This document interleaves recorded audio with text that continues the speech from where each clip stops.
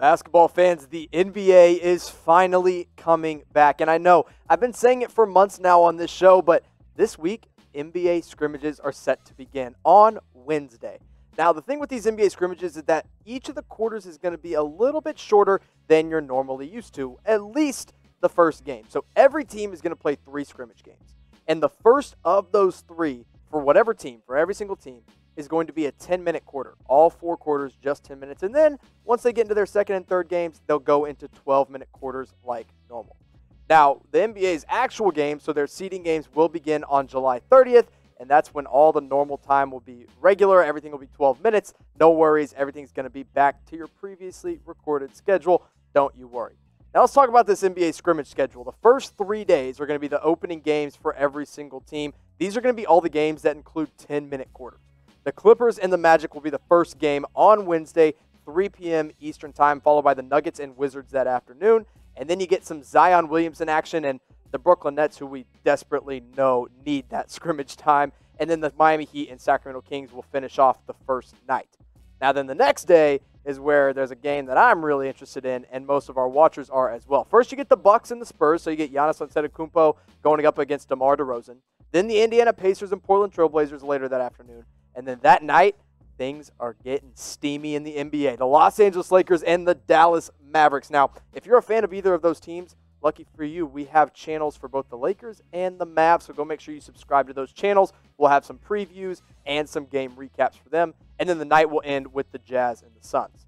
Now, the final day of the first set of scrimmages will be the 76ers and Grizzlies in the afternoon with Ja Morant, Ben Simmons, Joel Embiid. That'll be a fun one. Followed by the Boston Celtics and Oklahoma City Thunder. And then the defending NBA champion Toronto Raptors going up against James Harden and Russell Westbrook of the Houston Rockets. And then you'll have scrimmage games all the way until July 30th when the real games get set to begin. Now, with the NBA returning means your favorite team hopefully is back in action. Maybe your favorite team is one of the ones that got left out of the bubble. But which team are you most excited to watch once the NBA gets going again? Let me know down in the comment section below. If you're a loyal watcher here at Chat Sports, you already know what my favorite team is, but I'm going to keep that one secret for now. So let me know. Favorite team, or maybe you've got a favorite player that you're excited to watch. Who is it? Put it down in the comment section. And with your favorite team coming back, you got to get some brand new gear at Fanatics. Chatsports.com/NBA return is hooking you up with these Ball is Back t-shirts for all of your favorite teams. And they're limited edition because basketball is only back for a short amount of time before we go right back into the offseason. So go pick one up at Fanatics. Again, that's chatsports.com/NBA return. Now, with the return of the NBA, is the return of some exciting rookies. One that hasn't made his NBA debut yet, though, is Bol Bol. However, he's been practicing quite a bit and scrimmaging with a lot of different lineups in Mike Malone's system during this time as they gear up for their scrimmages. Now, here's the deal with Denver. They've only got 8 to 10 healthy players in Orlando right now, according to Troy Daniels. So we don't exactly know who even those 8 to 10 players are right now, but that means the Nuggets could be missing as many as 7 guys from their regular roster while they're practicing. And that's given Bol Bol a lot of time to get a lot of run with this team. Now, he hasn't played in the NBA yet. He's only played in the G League. Due to that foot injury, he's been nursing it, but now he's getting ready to go. The Nuggets signed him to a 2-way contract after he fell to the second round of the 2019 NBA draft. Now, last year with Oregon, his numbers were off the charts. This guy's 7'3", scoring 21 points per game, pulling down 10 boards, blocking 3 shots, shooting over 50% from 3, but he only played in 9 games. And he's had a similar story here in the G League as he has attempted to get 100% healthy. He kind of came back at the end, played in 8 games, 12 points, 6 boards, 2 block shots again, and still shooting the 3-ball really well at 36%. But now they're hoping he can make a difference in Orlando as a real big man, as a real option off the bench for Mike Malone.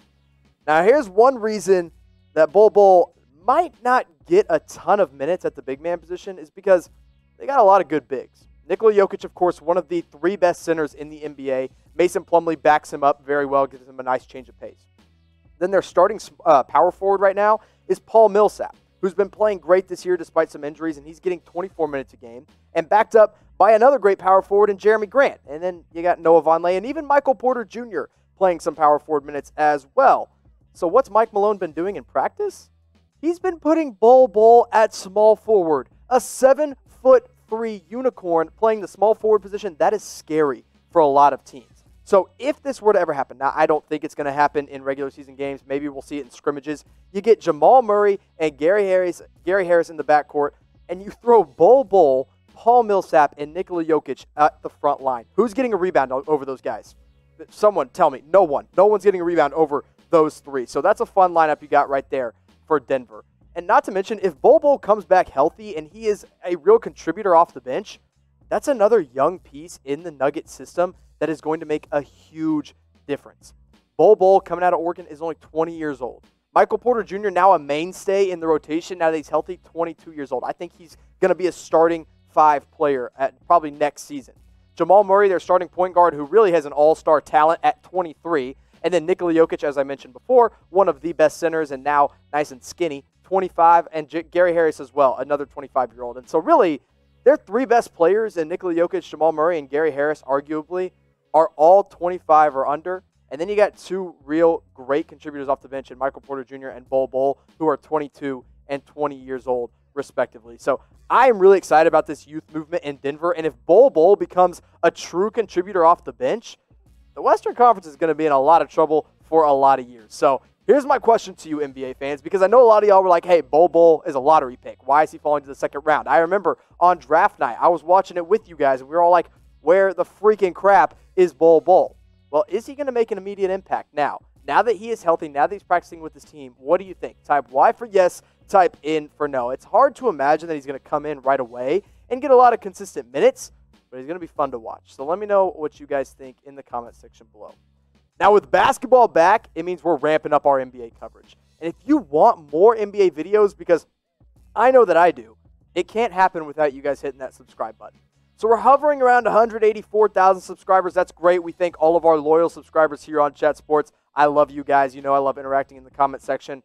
But if you're a new watcher, you haven't hit that subscribe button, what are you waiting for? Get some more great NBA videos if you hit that subscribe button today. Now, if you're a loyal subscriber, you know this next guy I hated on quite a bit last summer. And yes, I do owe him an apology because Carmelo has proven that he can still score the basketball. Now, that was never really the question. We'll get into that in a minute. But the news here is that it's hashtag Skinny Melo season. We always get Hoodie Melo every summer. Now we're getting Skinny Melo. And he's come in and he has revamped his body to get going for Orlando. Now, according to CJ McCollum, he looks like he's lost weight, but he hasn't really, now according to Carmelo, he said he hasn't lost more than 5 pounds. But if you look at this picture that the Portland Trailblazers posted, this dude's looking pretty fit. And Carmelo at 35, 36 years old, he's got to stay trim. We've seen it with LeBron James as he has gotten older. He's slimmed his body back down and been able to stay at tip-top shape. And now Melo is hoping to do the same thing. Here's what he said when he was asked about his new physique. He said, I kind of challenged myself to get down to that weight where I feel comfortable with playing the 3, as in the small forward position. Comfortable running around and utilizing things I can do within our system from playing the 3. That was a big motivation for me to come back at that exact weight or around that weight, 230 to 235. Now, the reason this is so important because Carmelo has been playing the power forward position for Portland. And now that Zach Collins is healthy and Yusuf Nurkic is coming back and Hassan Whiteside's in there, they don't really need him as a big man. However, their small forward depth is lacking. Trevor Ariza is sitting out. He's involved in a whole custody thing with his 12-month-old son, so he is sitting out of the Orlando bubble. Rodney Hood tore his Achilles. He won't be able to play any small forward for him. Mario Hezonja and Nasir Little are not the guys you want in the trenches with you when you are fighting for an 8 seed in the Western Conference. I like Nasir Little, but he's too young right now. He's not ready to go. Mario Hezonja, 4 points per game, no thanks. Now, Melo this year, as a power forward, has been averaging 15 points per game and pulling down 6 boards. I'm hoping, now that we get the guys mic'd up on the court, we might hear some explicit Carmelo Anthony pulling down those 6 rebounds per game. Field goal percentage hovering around 43% and three-point percentage at 37%. Now, here's one thing that is not on these stats. Melo is at a 12.2 player efficiency rating.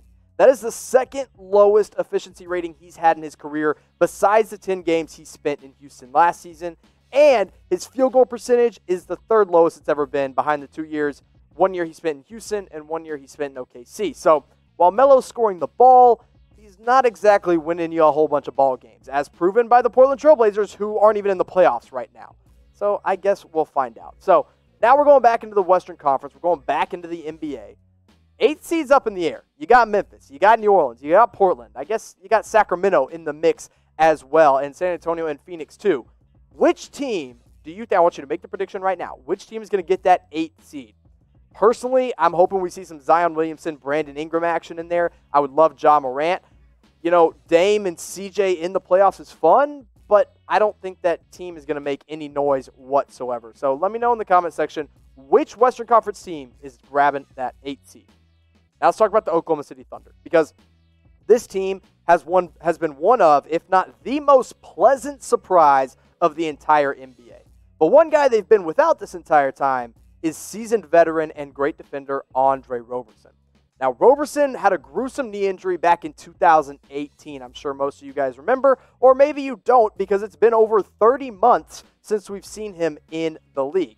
He's just been hurt a lot. He's not coming back anytime soon, or he wasn't coming back anytime soon, but now he's been a full participant in all the practices for the Thunder. Now, this is what Billy Donovan, head coach of the Oklahoma City Thunder, had to say when asked about Roberson. He said, he's doing great. I think he's gaining confidence. I think he's got confidence where he's at physically. I think he's trying to gain confidence right now in terms of being out from playing competitive basketball for 2 years. You know, as a head coach, this isn't the most exciting thing I've ever heard in my life. He's trying to get confident. You know, Roberson isn't good. He's not good offensively. He's a good defender, but that's literally all he does. So they've moved him out of the starting 5. He won't be starting, I don't think, in Orlando, because now they've got Luguentz Dort in there at the small forward position with CP3, SGA in the backcourt, Steven Adams, and Gallinari as your big men. And this team right now is a lot of fun. You don't need an Andre Roberson. I think one thing Roberson's trying to do right now is that he's trying to rush this comeback because he sees Luguentz Dort making some noise in the starting 5. Now, Roberson might be back, but we know basketball is coming back. And I already mentioned it before, but I want to remind you again because these shirts are awesome. And they're only here for a limited amount of time. So go to chatsports.com/NBA return. Go hit up our partners at Fanatics, whether you want a Celtics shirt, a Raptors shirt, a Dallas Mavericks shirt, Los Angeles Lakers, Sacramento Kings, Golden State not Golden State Warriors. Basketball is not back for them quite yet. But all the other teams that are back in the bubble, their shirts are available. Now let's keep talking about the Thunder here because right now their starting 5 kind of up in the air, but I think Luguentz Dort's got it locked down. Now, Terrence Ferguson was originally their starter, and then Dort stepped in when he got hurt and has done an amazing job. We'll talk about him more in a minute. Darius Bazley, coming out of, being an intern for Adidas, basically, started 8 games this year. I don't think he'll be starting in Orlando. Same goes for Hamidou Diallo. He's a fun guy to watch. He's good in the open court, but not starting material for a playoff team. And then you got Roberson. If he comes back healthy and he's ready to play some defense, maybe, just maybe, he could slip back into the starting 5. But right now, the spot belongs to Luguentz Dort, one of the most fun guys I've had the pleasure of watching a lot this year. He was a two-way player at the beginning of the season, and then they converted that contract to a regular season contract. And since he's played in 29 games, he has started 21 of those games as a rookie. Now, he's a defensive-minded guy. He can shoot the ball reliably, but really where he succeeds the best is in the open court because he's strong enough to finish around the rim. Now, his numbers don't wow you at 6 points per game and 30% from 3, but that's because what he does the best is play lockdown defense. I like Luguentz Dort a lot. I think he needs to remain the starter in Oklahoma City, especially right now that they've converted his contract. But maybe you disagree. Maybe you think someone else should be in that starting 5 for the Thunder. Their 4 is set. It's SGA, CP3, Danilo Gallinari, and Steven Adams. But who should be their 5th? Let me know in the comment section below. You've made it this far in the video. So now it's time to give your input. NBA fans, thank you so much for watching. Basketball is back this week, so make sure you've subscribed, and I'll talk to you next time.